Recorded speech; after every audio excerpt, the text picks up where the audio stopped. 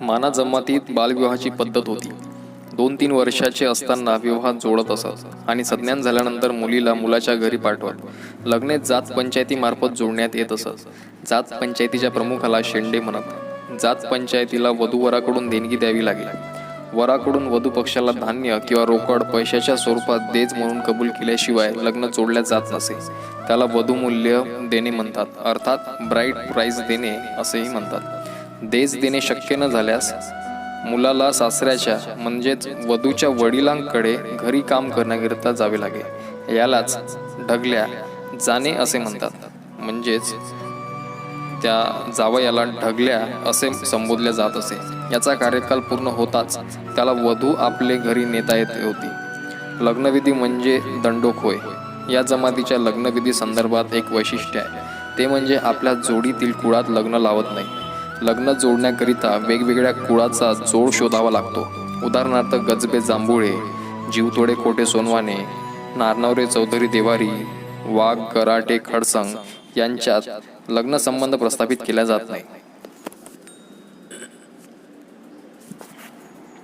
लग्नाच्या पहिल्या दिवशी मांडव उभा करतात. या मांडवावर जांभुळीच्या व कडुनिंबाच्या फांद्या पसरवितात.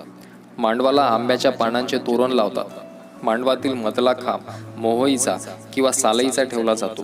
त्यावर गोंगलाचा फाटा ठेवतात. नवरदेव नवरीला बसविण्याकरिता मोहाईच्या लाकडापासून नवीन पाट तयार करतात. कुंभाराकडून 2 मध्यम आकाराचे व 5-6 लहान आकाराचे मडके मोहाईच्या खांबाजवळ सुहासिनी बाया आणतात. त्याला अहिक असे म्हणतात. त्या मडक्यांना हळद अक्षता वाहून त्यात गोरसाचे पाणी घालून मडक्याच्या काठाला हळद अक्षता कापडाच्या पट्ट्या बांधून पूजा केली जाते. पूर्वी लग्नविधी 3 दिवस चालत असे. पहिल्या दिवशी नवरदेव नवरीच्या घरी जात.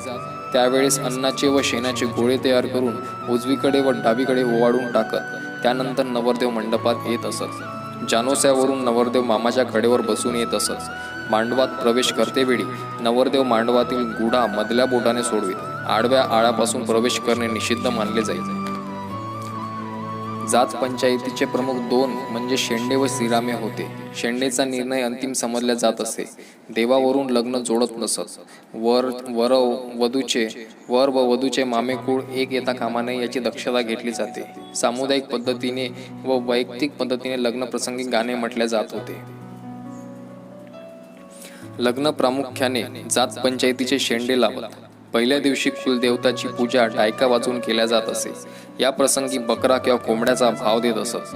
कुलदेवताची पूजा केल्यानंतर खण म्हणजेच नैवेद्य देण्यात येत असे.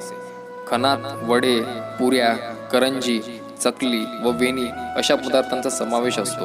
कुलदेवतेचा प्रसाद म्हणून खण दुपट्ट्याला बांधून देवघरात फुलोऱ्याला अथवा घराच्या आड्याला बांधतात. आंबे हळद किंवा डोकरी हळद बारीक करून त्यात दातरंगी झाडाचा पाला टाकून लाल रंग तयार करत. या रंगाचा वापर कुंकू म्हणून करत. लग्न लावल्यानंतर रंगाऱ्याकडून विशिष्ट प्रकारचा लुगडा तयार केला जात होता. त्यालाच खेंडा म्हणत. हा खेंडा नवरीने नेसल्यावर नवरदेव तिला कडेवर घेऊन बोल्याला 5 वेळा फेऱ्या मारायचा आणि नंतर नवरदेव नवरी एकमेकांना गुलाल लावायचे. तसेच त्यांच्यासोबत 3-4 जोडपे फिरत व एकमेकांशी थट्टा मस्करी करत. त्यालाच धेंडा लावणे म्हणत. दुसऱ्या दिवशी घोडा शोधणे किंवा घोडा नाच या दोन्ही दंडोकात नवरी व नवरदेव परस्पर खेळ खेळत. प्रामुख्याने घोडा नाच विहिरीजवळ असलेल्या चिखलात खेळायचे व त्यानंतर मांडवात आंघोळ करीत त्यालाच नानोरा असे म्हणत. नवरा शोधणे, नवरदेवाचे कपडे दुसऱ्यांनी घालायचे व नवरीला नवरदेव शोधायला सांगायचे. कधी कधी नवरदेवाऐवजी नवरी दुसऱ्याला शोधायची अशी गंमत व्हायची.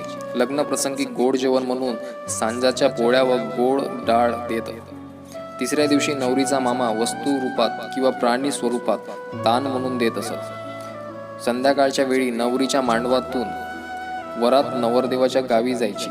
त्यावेळेस लोखंडी दिवा लावून नवरीचा मामा नवरदेवाच्या घरी जाऊन मांडवाला दिवा लावा असे त्याला दिवा नेणे असे म्हणतात. मुलीचा मामा व मुलीचा भाटवा म्हणजेच बहिणीचा नवरा लग्न कार्यात मदत करत.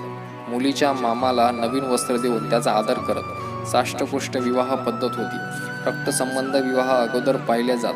विशेषतः दोघांचेही नवरा नवरीचे मामेकूळ एकच नसावेत. नवरदेवाच्या घरी मांडव वाढणी केली जाई. तेव्हा बकरा किंवा कोंबड्याचे जेवण दिल्या जात असे. अजूनही ही पद्धत अस्तित्वात आहे. त्यालाच मांडव वाढणी असे म्हणतात. मांडव वाढणी म्हणजे नवरदेव नवरीला आशीर्वाद देण्याची पद्धत होय.